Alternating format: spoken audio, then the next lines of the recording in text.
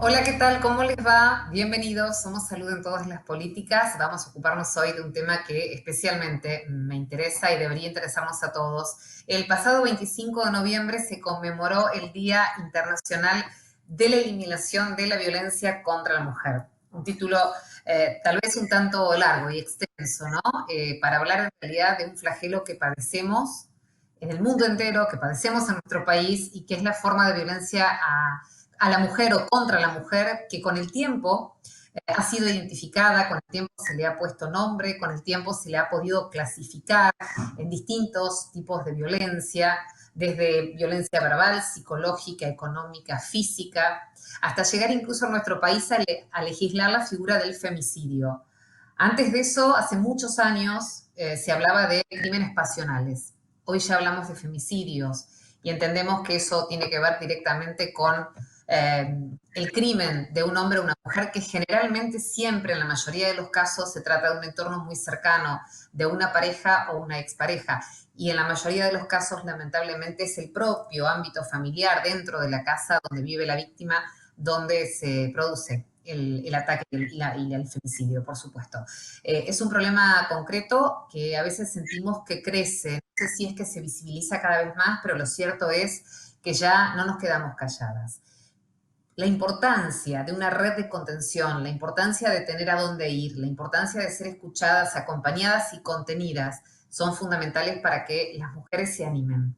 Denunciar que una es víctima de violencia de género no es una tarea fácil, requiere de mucha valentía y también requiere de un Estado presente que acompañe. Un Estado y también organismos intermedios, el trabajo, asociaciones civiles, que la sociedad entera se comprometa cuando una mujer está sufriendo algún tipo de violencia. Vamos a hablar con dos mujeres en el día de hoy y va a ser muy interesante escucharlas, te lo prometo. Pero antes lo estoy saludando el doctor Gabriel Barbagalo, consulado B. Gaby, bienvenido, ¿cómo estás? ¿Cómo estás, Milva? Bien, muy bien, acá acompañándote y también con ganas de escuchar a nuestras invitadas en el día de hoy. Bien, vos también tenés un tema muy puntual que tiene que ver con una fecha, ¿no? Exactamente, vos sabés que se cumplen dos fechas en estos días. El 1 de diciembre se conmemora el Día Mundial de la Acción contra el SIDA. Antes se llamaba de lucha contra el SIDA, en el 2011 se cambió. Y casualmente el 24 de noviembre se cumplieron 30 años del fallecimiento de Freddie Mercury, quizás uno de los íconos, una de las personas más reconocidas que padeció esta enfermedad y que tanto luchó, ¿no?, para visibilizar esta enfermedad que durante muchos años estaba oculta. Vos sabés que desde el año 1981 que se conoce, o al menos se cree que es el paciente cero, aunque eso después se demostró que no era así. um, digamos, ya hemos transitado demasiados años y ya se considera que fallecieron entre 30 y 40 millones de personas. Esto también es una pandemia, esto hay que decirlo. La pandemia no solamente es un virus que ataca como una gripe que rápidamente se transmite a lo largo de todo el mundo, sino también una de estas enfermedades de lenta progresión, pero que va avanzando por distintos estratos sociales a lo largo de todo el mundo. Como siempre, es válido recordar las formas de contagio. La principal es la vía sexual, hetero y homosexual, esto también es bueno aclararlo. La vía transfusional, o sea, cuando ingresa a través de sangre no debidamente chequeada, segura. La transmisión vertical de la madre al hijo, de la madre infectada a su hijo a través de la placenta, y de la inyección o administración a través de sustancias que se inyectan no debidamente esterilizadas.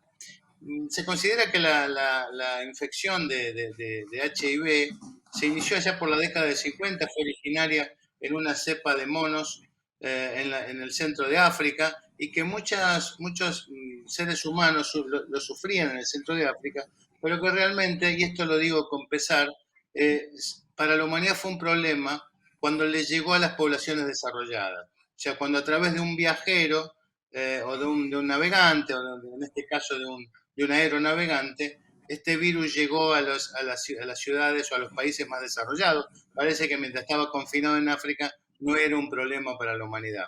Las manifestaciones son, como Sí. siempre, manifestaciones de inmunodeficiencia, la aparición de tuberculosis, de algunos tipos de tumores, como es el sarcoma de Kaposi, o de infecciones respiratorias, bastante específicas. Como te decía, me gusta ver el lado B de esto y desgraciadamente esta fue una enfermedad que fue asociada mucho a la discriminación. Inicialmente se la llamaba la enfermedad de las 4Hs porque atacaba a heroinómanos, homosexuales, haitianos y hemofílicos. Fíjate vos qué estigmatizante que era. También antes de Y la llamarse enfermedad HIV, rosa también, ¿no, Gaby? exactamente, la peste rosa, peor todavía, la peste La peste rosa. rosa, Porque se exactamente. llamaba, antes de ser HIV se la llamaba GRID, que era inmunodeficiencia relacionada a los gays. Eso era la sigla GRID. Actualmente, gracias al avance de la ciencia, que eso también es importante, hoy la enfermedad que antiguamente era mortal se transformó en una enfermedad crónica. Y en muchos de esos pacientes realmente empieza a desaparecer o al menos no se puede detectar la presencia del virus en sangre en virtud de esos tratamientos tan ultramodernos que ya están al alcance de las personas. No obstante, es bueno siempre no bajar la guardia, porque por más que desaparezca de la sangre o de la detección en los análisis, eso no implica que las personas no lo sufran, y entonces siempre el sexo seguro, especialmente cuando es un sexo ocasional, en el uso de material descartable, si la persona tiene la desgracia de ser heroinómano o adicto a sustancias endovenosas, siempre usar material descartable, en el diagnóstico materno precoz para evitar que un buen tratamiento evite que se transmite a su bebé, y en la sangre segura, algo que alguna vez en nuestro programa lo dijimos. Por eso el SIDA hoy más que nunca, como te decía, es una enfermedad crónica, y como decía nuestro querido y amado Freddie Mercury, Joe must go on, el Joe debe seguir, más allá de esta pandemia que ya hace tantas décadas que estamos sufriendo. Me quedo a escuchar a nuestras compañeras. Digo mis compañeras porque una de ellas es compañera mía, a nuestras invitadas. Gracias, Gabriel. Como siempre, muy interesante tu columna al lado B del doctor Gabriel Barbaro. Violencia contra las mujeres en todas sus formas. Quiero presentarte a Inés Ayes, que es colega, porque es periodista, y es docente universitaria y además mamá de 3 niñas, y está con nosotros. Bienvenida, Inés, qué placer conocerte personalmente. No, el placer es mío, Milva. Muchísimas gracias por la invitación. La verdad es que la violencia de género está mucho más extendida de lo que nos gustaría, ¿no? La OMS Sí. informa que 1 de cada 3 mujeres en el mundo sufre o ha sufrido violencia doméstica en algún momento de su vida. Es como escalofriante, ¿no? El número. Y creo que por eso esta serie que salió a principios de octubre en la plataforma Netflix, Las cosas por limpiar, que fue traducida hacia el español, ha sido tan vista. Fue una de las series más vistas junto con el juego del calamar. Y creo que tiene que ver con eso, ¿no? Porque una se siente reflejada o con mucha empatía hacia la protagonista de la serie. Porque de alguna manera todas sufrimos algún tipo de violencia a lo largo de nuestra vida, ¿no? Debo confesarte, Inés, que no la vi y que voy a verla inmediatamente después de terminar esta grabación. A partir de ahora es mi próxima serie. Pedirte, por favor, que nos introduzcas en esta realización tan importante. Mira, yo creo que una vez que te sientes a mirarla, no vas a poder despegarte de la serie. Son 10 capítulos de 55 minutos cada capítulo, y ya en el primero vos decís, no, no le pueden pasar más cosas a esta chica, ¿viste? No quiero spoilear ni adelantar, pero la serie lo que hace es retratar la historia de una chica muy joven, 23 años tiene, y es bueno contar que está basada en una historia real. Una mujer joven estadounidense, Stephanie Land, escribió sus memorias en donde cuenta cómo hizo ella para salir de la violencia doméstica. Y bueno, este libro se transformó enseguida en bestseller, y de ahí tomaron la idea para hacer la serie y basar la serie en la historia de Stephanie Land. Y lo que cuenta es la historia de esta chica de 23 años que un día se da cuenta que está siendo víctima de maltrato, porque ella no le puede llegar a decir violencia, porque como no hay golpes físicos, Claro. esto es muy interesante también, ¿viste? No hay golpes, ella Sí. no recibe golpes físicos, ella ni su nena. Entonces le cuesta mucho reconocerse como víctima de violencia, pero se da cuenta que eso que le pasa puede escalar en algún momento, un día no lo soporta más y agarra a su nena en medio de la noche, tiene casi 3 años la nena, la envuelve en una mantita, la sube en su camioneta y se va. Es como escalofriante ese momento, porque Sí. además viven en un lugar alejado de la ciudad, en Estados Unidos. La serie también lo que muestra es que hay mucha pobreza en Estados Unidos, muchísima pobreza, muchísimo alcoholismo, mucha drogadicción y mucha violencia doméstica o de género. Y lo que va retratando en estos 10 capítulos es cómo ella se va de la casa y también sufre de alguna manera las violencias institucionales, ¿no? Porque Ujú.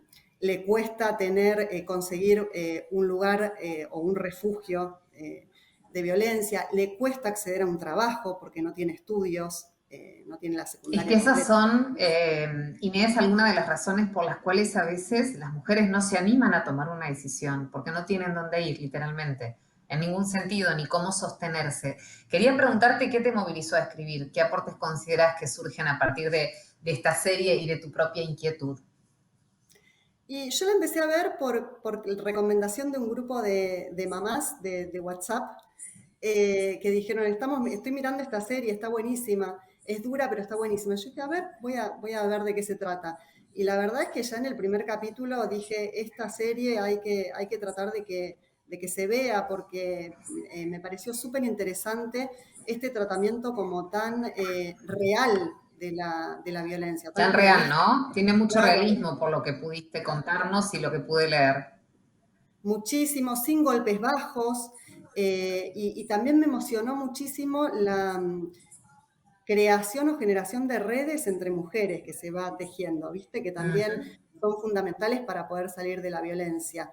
Vos decías que lo económico es fundamental para poder salir de la violencia, o sea, poder acceder a un trabajo, pero también es fundamental tener amigas, tener sostenes, tener una segunda casa donde ir o un refugio contra la violencia machista, y también redes de ayudas psicológicas, emocionales, porque no es fácil reconocerse como víctima o como en la serie se llaman sobrevivientes de violencia doméstica. Y después rehacer la vida, ¿no? Van mostrando también cómo es tan difícil después reinsertarse no solo en un trabajo, sino en la vida cotidiana, ¿no? En hacer las compras, en manejar un auto, en ir a una fiesta, como lo social, cuando hay violencia, está tan cerrado, es tan...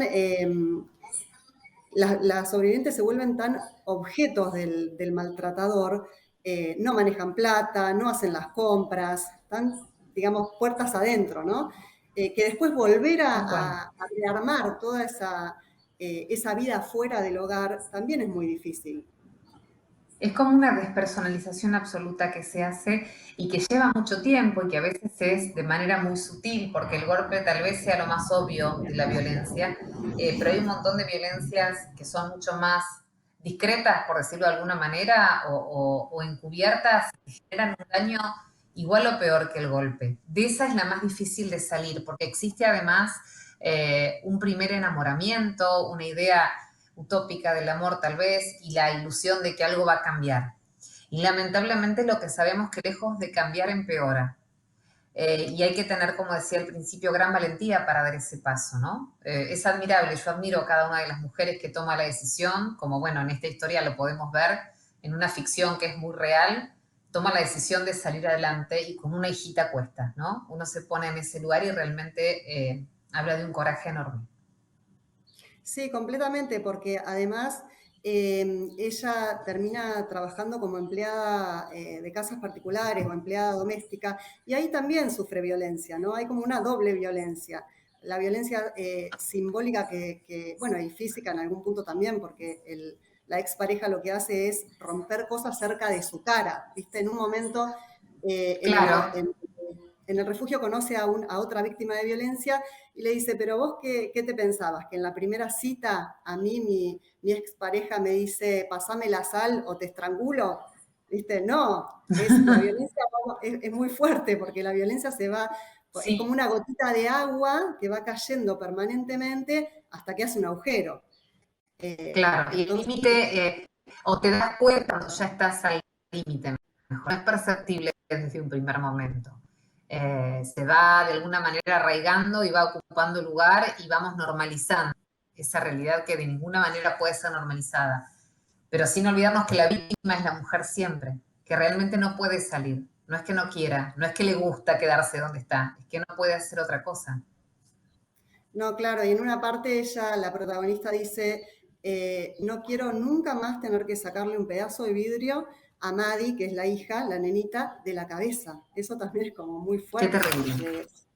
porque, Sí, claro, cuando los hijos, yo creo que muchas veces, Inés, en muchos casos, tal vez en esta serie que vos estás proponiendo, pero en muchos casos, la reacción de las mujeres, la reacción final o la del principio del final, sucede a partir de algo que pasa con sus hijos. Tal vez el límite es ese, cuando sus hijos corren riesgo o son lastimados, tal vez ese es el impulso final que necesita para tomar la decisión, ¿no? sí, en este caso es así. Y bueno, y algo que también surgió cuando vi la serie y me interioricé un poquito en la situación de la violencia acá en Argentina, que quería contarles es que acá en Argentina hay 142 refugios que tienen 1.900 Ujú. plazas, o sea, lugares para que las mujeres puedan ir, y quizás no es un dato tan conocido, pero está bueno saberlo, ¿no? Porque en caso de Por necesitarlos, supuesto. existen estos refugios. Gracias por conversar con nosotros, Inés Ayes. Es muy lindo escucharte. Gracias por este ratito en Salud en todas las políticas y te prometo que voy a ver el documental Las cosas que limpiar, la serie, mejor dicho, ¿no? Que está en Netflix. Gracias y un abrazo muy grande. No, gracias a vos y después comentame a ver qué te pareció.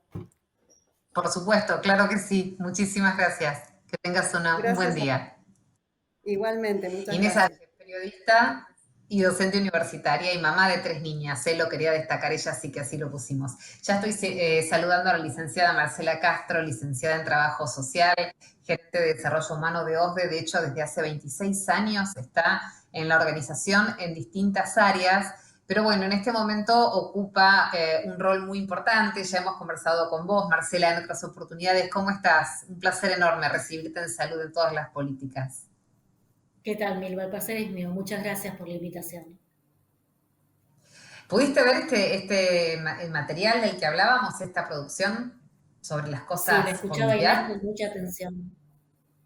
Sí, la verdad Yo que no tuve la sí, también oportunidad, llegué a... prometo verla en breve. ¿Y qué te pareció? Tenés que verla, es lo que te puedo Ok. decir. Realmente es una serie donde realmente no generar empatía con la protagonista es imposible. Y realmente muestra este camino tortuoso de salida, ¿no? Esto que Inés decía, ¿qué más le puede pasar a esta pobre chica?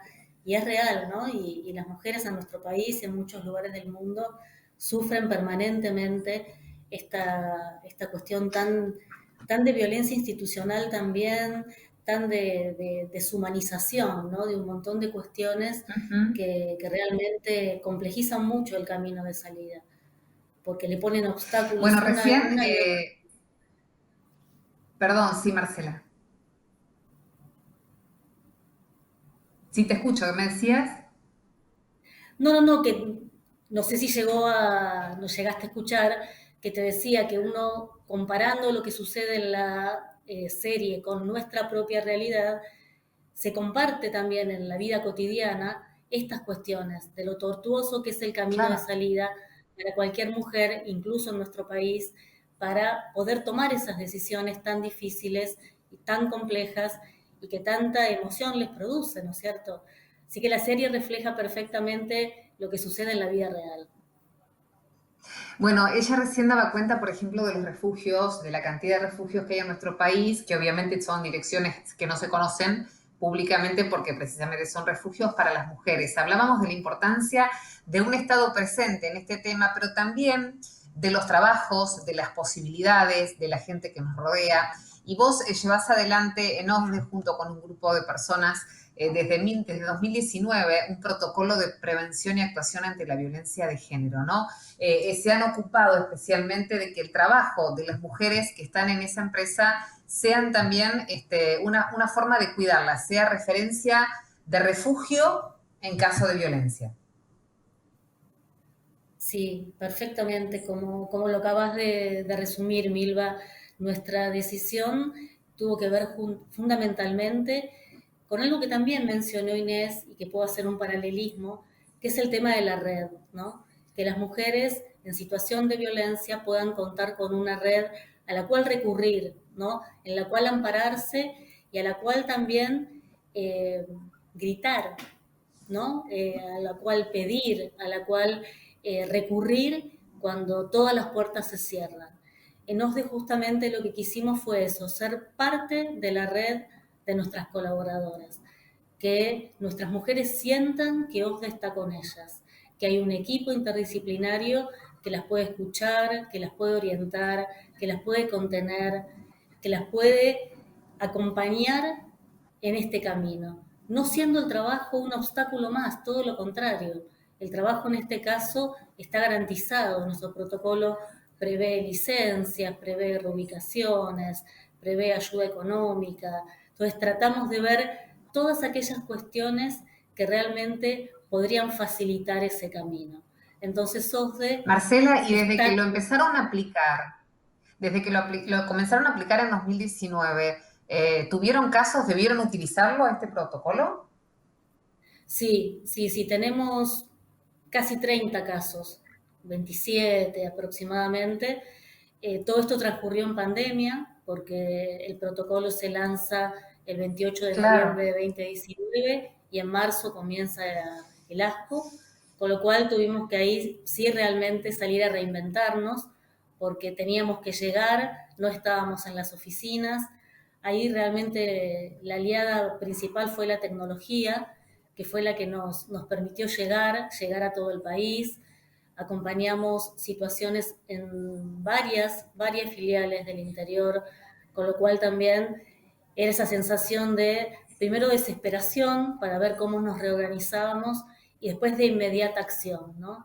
De cómo inmediatamente todos empezamos a traer ideas, todos empezamos a generar eh, espacios, hicimos hasta un curso, nosotros tenemos un campus a través del cual también hicimos un curso con cuestiones de género, con herramientas para poder acompañar, porque tampoco eran solo nuestras compañeras, también había vecinas, amigas que podían estar atravesando esta misma situación, además encerradas con su agresor, que era lo que más nos desesperaba, ¿no? Cómo poder Claro. acompañar y Qué contener, acertado porque fue, tal vez ¿no? en la casa estaba con el agresor. En ese fin de año de 2019, al protocolo, cuando recién lo estaban presentando. Claro, nadie sabía que íbamos a estar en pandemia unos meses después, pero digo, qué adecuado fue, porque cuánta falta hizo, porque la pandemia y en consecuencia la cuarentena generó un incremento de las violencias dentro de los hogares de una manera exponencial, precisamente por la convivencia constante, ¿no?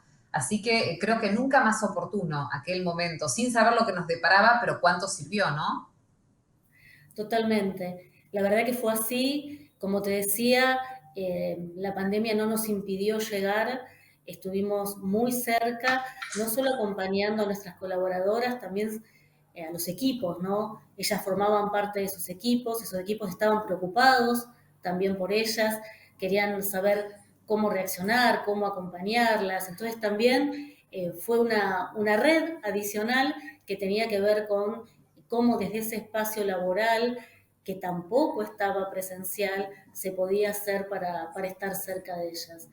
Y realmente fue maravilloso, maravilloso ver la reacción de todos, el compromiso, esta cuestión bueno, a ver, díganme qué puedo hacer, cómo puedo acompañar. Nosotros mismos también pidiendo ayuda, porque encontramos casos que realmente eran complejos y queríamos realmente también recibir nosotros como equipo interdisciplinario ayuda profesional. Así que se armó también una hermosa red de contención en todos los niveles y en todo el país, Milva. Fue realmente muy enriquecedora. Felicitaciones, Marcela, porque la tarea que hacen es realmente inconmensurable. Ojalá sea imitada también por otras empresas, por otros centros o trabajos o centros de ayuda social u organizaciones, porque es fundamental.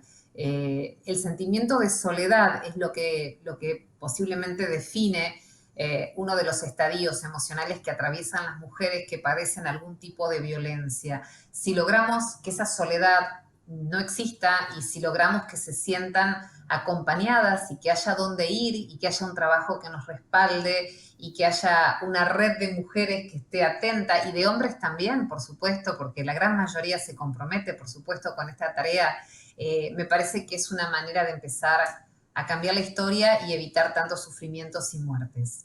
Felicitaciones una vez más y seguramente próximamente charlaremos de la evaluación de lo que fue esta progresiva vuelta a la presencialidad y cómo continuó en la aplicación de este protocolo. Marcela, muchas gracias. Gracias a vos, Milva. Muchas gracias.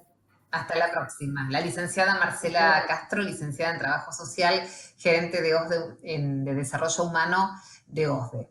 Así que bueno, muy interesante este tema, siempre me queda recortísimo el programa y me excedí con el tiempo y todo lo que no puedo hacer, pero cuando se trata de esta cuestión, de verdad, siempre siento que queda mucho por decir y por hacer todavía. De hecho, sí, porque mientras sigan matando una mujer en nuestro país, nos siguen matando a todas y sigue siendo la asignatura pendiente.